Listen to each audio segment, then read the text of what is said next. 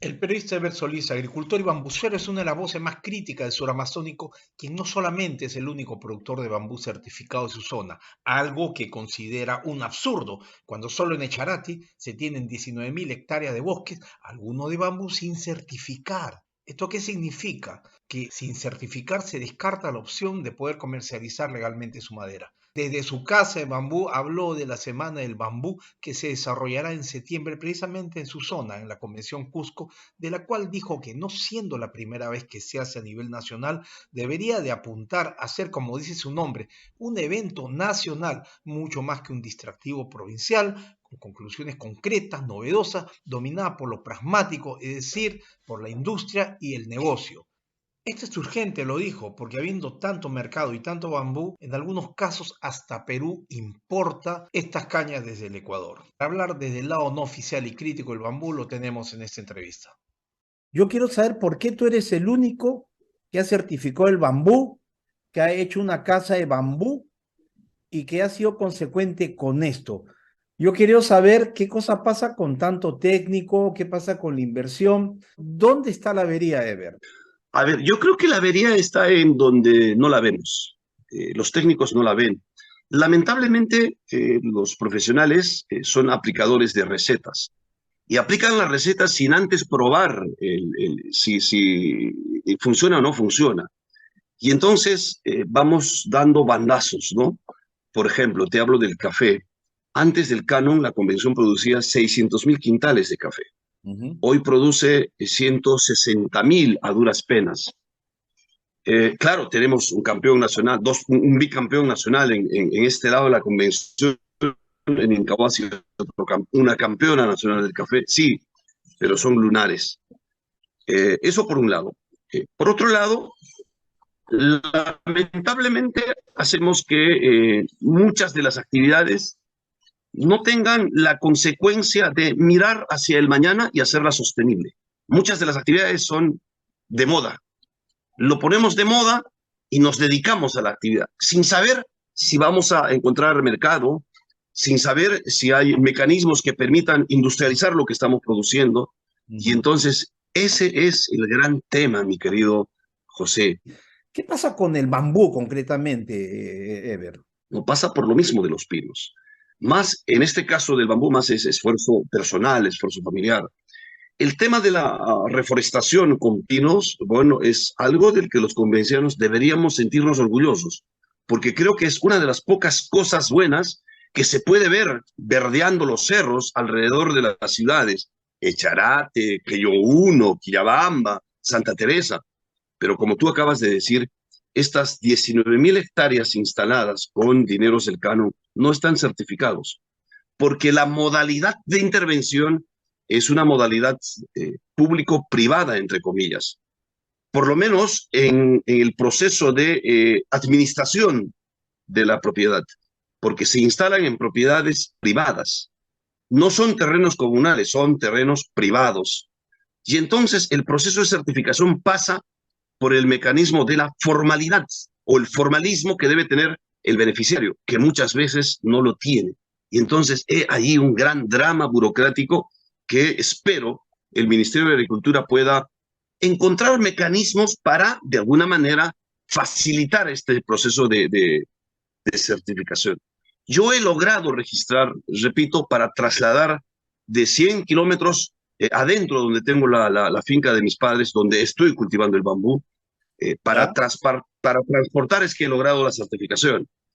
Pero Ujú. también digo, ¿de qué me ha servido certificar si el transporte del bambú se desarrolla de manera normal, sin que nadie controle si ese cultivo de donde han cortado el bambú está certificado o no? Si no está certificado, Pepe, no puede transportarse. Eso dice la norma. Y entonces, a veces se aplica ancho para unos y estrecho para otros que se denomina la ley del bambú. Con los acuerdos comerciales se supone que debemos mostrar una cantidad de tareas forestales o reforestación o forestal, ¿no? Quiere decir que esto no está registrado y no nos ayudan diplomáticamente a Perú para decir que nos portamos bien en este tema de reforestación. Bueno, el Perú está incumpliendo uno de los puntos del Acuerdo de Tratado de Libre Comercio, donde dice que, primero, debe evitarse deforestar. Y en segundo lugar, debe multiplicarse las propuestas de reforestación. Y entonces estas obras de reforestación, entre comillas, esto de obra, no aparecen en el sistema porque no están registrados. En consecuencia, seguimos en falta, a pesar de que aquí en la convención, reitero, repito la cifra, tenemos 19,000 hectáreas reforestadas con pinos que en este momento están a punto de llegar a la etapa de corte. Ahora, si hay demanda en el mercado por pino certificado, por pino orgánico, obvio, hay que hacer un esfuerzo más por repotenciar lo que se tiene. Aunque tengo que decirte otra cosa, Pepe, esta plaga llamada humano también ha empezado a quemar muchos de los bosques, como hemos podido noticiar el año pasado en los alrededores de la ciudad de Quillabamba, en la zona alta de Chaguares, es decir, ahora hay un afán, entre comillas, también de meterle fuego a estas plantaciones, repito, que son esfuerzo de los gobiernos locales, generando también mano de obra, que hay que decir.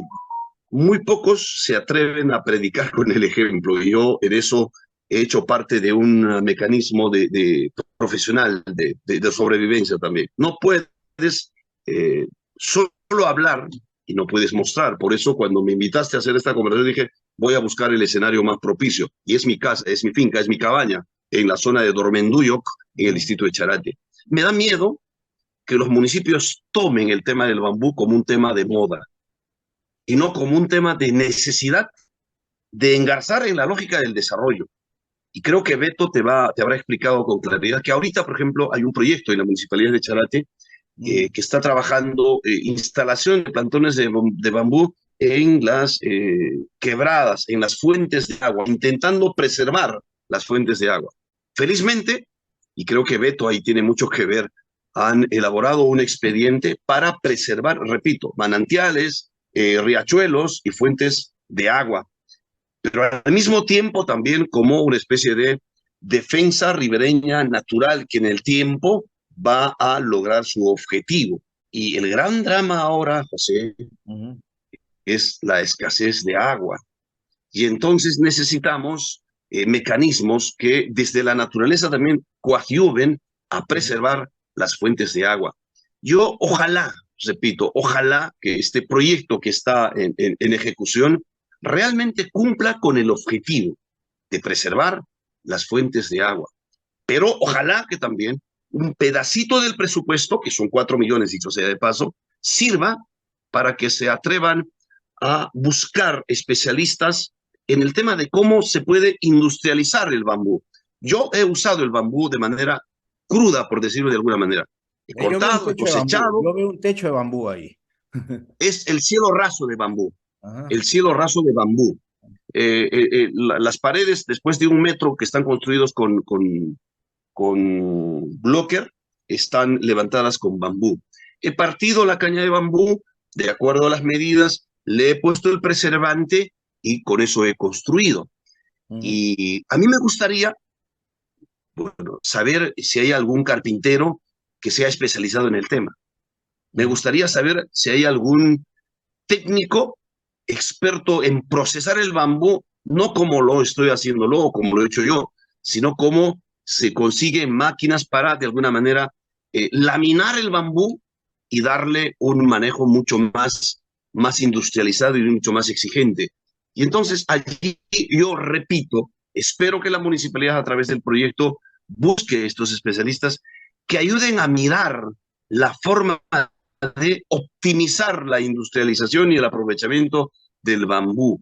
Bambú, José, en la provincia de la Convención hay como cultivos cuasi naturales. Hay iniciativas privadas, pero repito, no sabemos realmente cómo aprovechar al máximo las bondades que tiene esta estupenda plantación. Sabiendo que se viene el fenómeno del Niño, los gerentes de desarrollo, de mantenimiento, nunca se han puesto a conversar para no esperar pues que haya la semana del bambú y comenzar a experimentar en el apuntalamiento de las carreteras. No sé si lo estén haciendo, pero por lo menos de manera orgánica no tenemos esa precisión. Y creo que la Semana del Bambú debiera permitirnos empezar a mirar con otros ojos las bondades que tiene este cultivo. Pero al mismo tiempo también ser pragmáticos, como tú estás señalando, decir, a ver, ¿qué hacemos para enfrentar esto que se viene, que es el fenómeno del Niño? Y no sabemos si en la convención habrán lluvias o habrá sequía. No tenemos esa precisión, como que tampoco el Estado peruano, el gobierno peruano, ha tenido la precisión. Lo que tú dices, hoy esta lluvia absolutamente esporádica, rara, preocupa. A mí me alegra que haya llovido porque entenderás que eso va a ayudar mucho en las otras actividades agrícolas.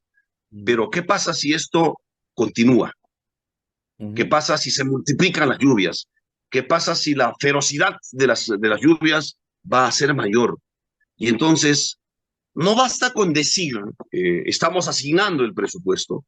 Creo que también, aprendiendo de experiencias anteriores, hay que empezar a ser pragmáticos en intentar llegar a atender las necesidades que significarían los riesgos de tener ríos con grandes cargazones o finalmente lo contrario, zonas con absoluta sequía, como podría ocurrir en provincias altas como es Chumbivilcas y Espinar.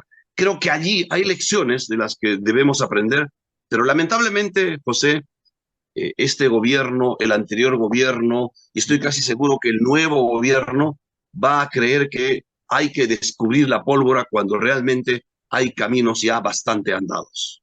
Me acabo de enterar hace poco de la Semana del Bambú que hacen en septiembre, precisamente donde estás, en Echarati, ¿no? Y me pregunto por qué tan poco se sabe y por qué de tanto evento que hay semana de todo, pero nunca se sabe las conclusiones de esto. Y al no haber una conclusión, no se sabe cuál es el próximo peldaño, si no se va repitiendo lo mismo, igualito como las marchas, las comparsas que siempre son las mismas y ya uno se adormece de ver lo mismo. Absolutamente real lo que tú dices, Pepe. Lo que falta yo creo que es un problema país. Nos hemos olvidado de sistematizar las experiencias. Te cuento algo de lo que ocurre aquí en la convención con respecto al tema del café. A raíz de la aventura en la que tú y yo hemos estado involucrados de intentar escribir la historia de la provincia de la convención poniendo otros elementos, hemos descubierto que en el año de 1962 el hacendado Pacífico Camacho, y tenemos el cuaderno con su manuscrito de puño y letra, trae a la hacienda de Aguilayoc esta planta de café que significa con niveles de correteo, que hoy se muestran como la gran novedad.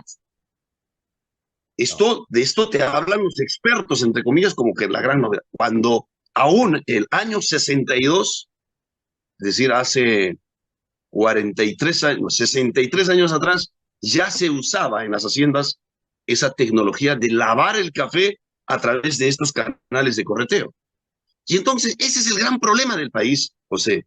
Primero, nos hemos olvidado de sistematizar las experiencias. En segundo lugar, nos hemos olvidado de reconocer el trabajo que han hecho nuestros abuelos, nuestros padres, nuestros hermanos, nuestros semejantes. Se ha borrado la historia, y ¿no? Todos los días, claro. Y ese es el gran error, José. Estamos en el plan de querer aparecer como los descubridores de la pólvora, y es allí donde no nos damos cuenta de que estamos haciendo el ridículo, porque alguien sabe que estamos metiendo rollo sin mayor contenido, porque de lo que estás hablando es algo que ya alguien lo ha hecho, solo que no hemos tenido el coraje suficiente, el valor suficiente, la entereza suficiente para reconocer que alguien ya había dado el paso preciso e inicial. Tiene mucho que ver con lo que estaban hablando últimamente con respecto a Virgilio Martínez, el asunto de la envidia, ¿tú crees, Ever? Definitivamente. Estoy leyendo un librito de historia en tono de humor. No recuerdo el autor. Él decía que la diferencia entre el Homo sapiens, que somos nosotros, y los neandertales, es que los neandertales son derrotados porque los Homo sapiens tenían en el chip la envidia. Y parece que tiene razón ese historiador. No, parece que tiene razón ese historiador. Y los neandertales no sentían envidia y por lo tanto no les interesaba lo que hacía el vecino. Pero ahora nos interesa demasiado para ver, no para imitar lo que hace el vecino, sino para destruir lo que está haciendo el vecino, ¿no? En la película Django, El Retorno, con potentes actores, hay una escena donde dice, el negro le dice al patrón, pero ese negro, el Django, tiene caballo. Y el patrón le dice, ¿y tú quieres tener el caballo? No, y el negro le dice, no, lo que yo quiero es que el negro no tenga el caballo. Y eso es lo que está ocurriendo en el país. Y creo que eso es algo que deberíamos desechar. Eso es algo que deberíamos dejar de lado y empezar a entender que después de un proyecto, sistematizar la experiencia para que quien viene después, en base a esa experiencia, no cometa los errores que ya cometimos y finalmente construya con las cosas buenas que ha dejado la experiencia anterior. Es interesante lo que dices porque China y Vietnam han hecho la llamada diplomacia del bambú para terminar con el conflicto, porque el bambú se puede doblar, pero no se rompe y es muy duro. Y por otro lado, en el tema de la envidia, el bambú, si te das cuenta, yo por lo que he podido ver, acá en Lima también hay bambúes, crecen muy juntos y no hay esa competencia que hay entre los árboles. ¿Estoy equivocado? Correcto. Mira, los analistas, los investigadores dicen que el bambú como cultivo es uno de los cultivos más rentables por una simple razón. Es una de las pocas plantas que ocupa 1 metro cuadrado con 10, 12, 15 cañas. Entonces, multiplica por 8 soles, 10 cañas son 80 soles. ¿Qué produce en 1 metro cuadrado 80 soles? Me refiero en términos de agricultura. Entonces, ese es un tema bien, bien importante. Y lo curioso es que para que eso ocurra, tú lo único que necesitas es permitir que crezca en condiciones óptimas los primeros 2 años, porque después las hojas del bambú van generando su propio fertilizante. Si a eso le dotas un poco más de agua, entonces la multiplicación de las cañas de bambú, de los hijuelos de bambú, va a ser mucho más rápido. En consecuencia, yo también ratifico esa premisa de que el bambú debe ser, en términos productivos, una de las actividades más rentables si tú evalúas la capacidad de ocupación de 1 metro cuadrado de suelo. Estamos hablando de algo que sostiene carreteras, que tiene 1000 usos de peines y además que tiene un mercado enorme de miles de millones de dólares que lo aprovechan otros países, inclusive Colombia. Eso quiere decirte que este Congreso del Bambú necesita todo el apoyo y la atención de todos los peruanos y por lo tanto tú que estás en una zona y que estás hecho una casa de bambú y has tenido la gracia de presentarte en ella para decir, miren, es real, ¿qué recomendarías a los organizadores de este evento para que deje huella y no sea un evento más como los tantos que hay en el país? En principio, que abran el abanico. No es un evento institucional, no es un evento de municipalidades y CERFOR y gobierno regional. Es un evento que debe motivar a los bambuceros, a los agricultores. En consecuencia, inviten a los productores, inviten a los agricultores. Ellos también tienen ideas. Ellos también, desde la praxis, han aprendido cómo se puede ayudar en lo que significa promover un cultivo como este bambú. En segundo lugar, miren con optimismo, miren con optimismo, miren con entusiasmo. El bambú no solo sirve como un elemento decorativo para acercar una casa, una vivienda o adornar una... No, hoy están haciéndose tesis para calcular la capacidad de resistencia en columnas, en la construcción de viviendas de un nivel o un segundo nivel. Sí, hay arquitectos que sí están investigando. Y entonces lo que deben hacer es busquen a estas personas que están investigando el mundo del bambú para un poco más abrir el horizonte y de alguna manera llevar adelante un evento que se denomina la Semana Nacional del Bambú. No es la semana provincial, la semana regional, no, es la Semana Nacional del Bambú. Es decir, van a venir bambuceros de todo el país. Y entiendo que van a venir bambuceros de Ecuador, bambuceros de Colombia. Y un dato, José, la producción de bambú en el Perú es tan poco que para abastecer la demanda del país se compra bambú del Ecuador. Con eso te digo todo. Increíble, ¿no? Esperemos que en la Semana del Bambú podamos tener algunas casas muestra de la bioarquitectura del bambú en Echarate. Y muchas felicitaciones. Me imagino que allá vas a ser uno de los expositores. Ojalá me inviten, yo puedo contar mi aventura, puedo contar mi experiencia, y de eso se trata. La experiencia de las personas son una aventura vital que de alguna manera van a ayudar a entender el problema, o finalmente van a entender o van a visorar de mejor manera el futuro de una actividad agrícola como es el cultivo del bambú. La parafernalia. Gracias. Ojalá, ojalá, ojalá. Gracias, Ok. Pepe. Gracias, gracias. Saludos por allá. Allá nos vemos.